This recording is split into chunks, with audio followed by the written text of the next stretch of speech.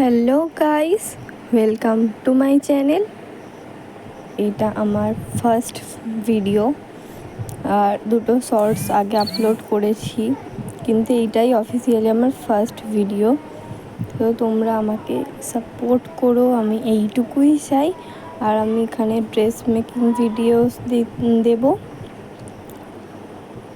আর খুব সহজভাবে যাতে তোমরা নানা রকম স্টাইলের ড্রেস বানাতে পারো, এটা আমি দেখব।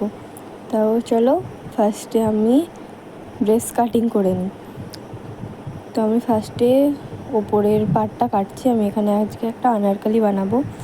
তো ওপরের পার্টটা কাটা হয়ে গেছে। দেখো, ঝুল আমার মোট 51, ছাতি আমি 4-এর সাথে হাফ করে দিলাম, কারণ 4টে ফোল্ড হবে, আর তার সাথে 2 যোগ করলাম, মানে 9.5 হচ্ছে আমার। আর কোমরও সেমভাবে 4 দিয়ে ভাগ করে প্লাস 2 করলাম, আমার হচ্ছে 8.5।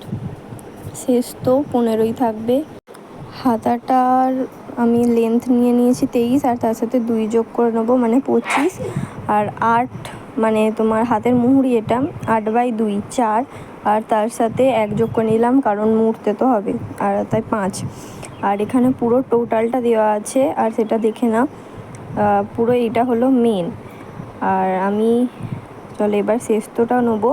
শেষটা 15, আমার 15 শেষত, তার মানে 15 আমি মেপে নিচ্ছি। আমি ওই একটু নিচে থেকে নিচ্ছি, কারণ আমার নিচের পাড়টা দরকার, কারণ আমার ভাল লাগবে পাড়টা রাখলে, সেই জন্য আমি রাখলাম। তারপর পুট নিয়ে নিচ্ছি, ওটা 15, মানে 2 ভাগ করলে ওইটাকে 7.5 হচ্ছে। 7.5 আমি দাগ নিয়ে নিলাম। তারপর এবার আবার 7.5 নামাতে হবে। যত পুট নেবে ততই তোমার হাতের কাছে নামবে, ততই আমি নামিয়ে নিলাম।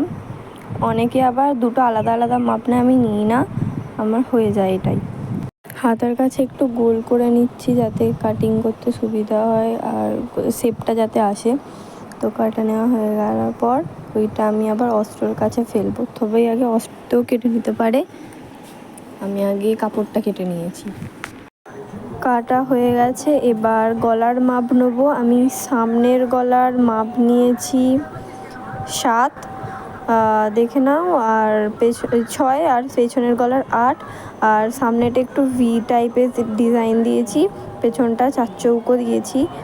তো ডিজাইনটা দেখে নাও, তোমরা এইভাবে কাটিং করে নিতে পারো। এবার আমি পাড়টাকে কেটে রেখে দিচ্ছি, কারণ পাড়টা আমার লাস্টে লাগবে, পাড়টাকে আমি লাস্টে জুড়বো।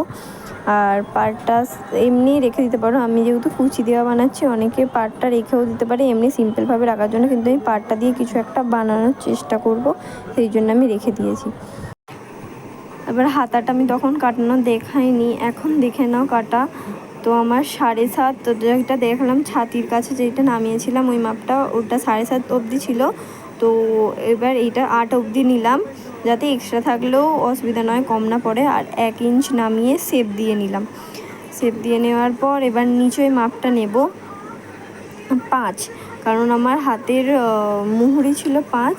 তো 5 দাগ দিয়ে নেওয়ার পর আমি একটু তারপর উপরের লাইনটা থেকে নিচের লাইন অবধি টেনে শেপ দিয়ে নেবো। যদি শেপের প্রবলেম হয়, দেখে মনে হয় যদি ট্যারা লাগছে বা কিছু, কাটিংয়ের সময় ম্যানেজ করে নিলেও হয়ে যাবে, সেলাইয়ের সময় ম্যানেজ করে নিলেও হবে, এটা কোনো প্রবলেম নয়। তো দেখে নাও কাটিং শেষ। এবার বাকি যে কাপড়টা আমার কাছে আছে, মনে হয় 2 হাত কাপড় পরে আছে আমার কাছে, সেই কাপড়টা দিয়ে আমার ঘেরে আসবে, কারণ আমি ওড়না বানিয়েছি, ওড়নাতে অনেকটা কাপড় লেগে গেছে। লম্বার জন্য কাপড় কেটে নেবো।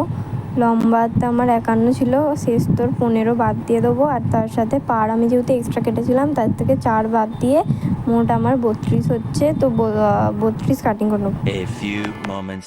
এভাবে তোমরা কুচি দিয়ে আনারকলি বা ফ্রক বানিয়ে নিতে পারো। আর এরকম আরও ভিডিওর জন্য আমার চ্যানেলটাকে সাবস্ক্রাইব করে দিয়ে পাশে থেকে আর একটা লাইক করে দিও। বাই।